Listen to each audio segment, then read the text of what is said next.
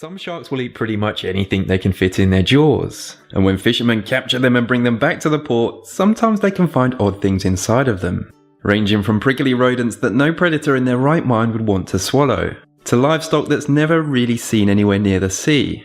Welcome to the list of 10 bizarre things found inside of sharks. An 11-foot tiger shark was captured in Australia. When fishermen got it back to dry land, they cut it open, to which they discovered something rather bizarre. The thing they discovered was a horse head. No other remains of the rest of the horse, just the head. So what was a horse head doing in the ocean? Maybe someone threw it in, or maybe some poor horse was attacked at the water's edge somewhere. But I guess we'll never know. In 1942, a fishing boat caught a blue shark with a bottle of Portuguese wine in its stomach, because sharks too like to unwind after a long day of hunting and being a shark. Unfortunately, the bottle was open, so it couldn't be drank. But yeah, I'm not sure if I'd want to drink it anyway. License plates. These have been found in sharks on multiple occasions. I guess they are a little bit bizarre, because how do they even end up in the sea? Maybe people throw them in, or in worst cases drive their car into the sea, to which the shark then swims up and eats the number plate. In 2008, scientists were studying the Greenland shark's hunting habits. They cut one open and discovered the remains of a polar bear. They were unable to say whether the shark scavenged the bear or whether it attacked, killed and ate it. See, a polar bear would be a fearsome opponent for a Greenland shark, and some say it would be unlikely the shark would win, unless of course the polar bear was injured or ill. In the 16th century, a French guy found a dead great white shark. He cut it open and discovered a suit of armour complete with the remains of a knight inside. See, I can't decide who was more unfortunate in this instance. Obviously the shark and the knight both died, but which would have been a worse way to go? The knight being eaten by a shark, or the shark having to die a slow, agonising death whilst trying to digest a full suit of armour? In 1823, fishermen were cutting up a shark when they discovered a large cannonball in its stomach.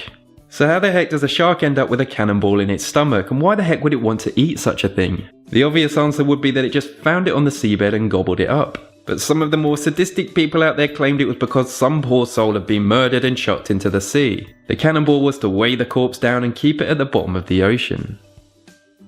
A fur coat. Yes, a fur coat was found inside of a shark.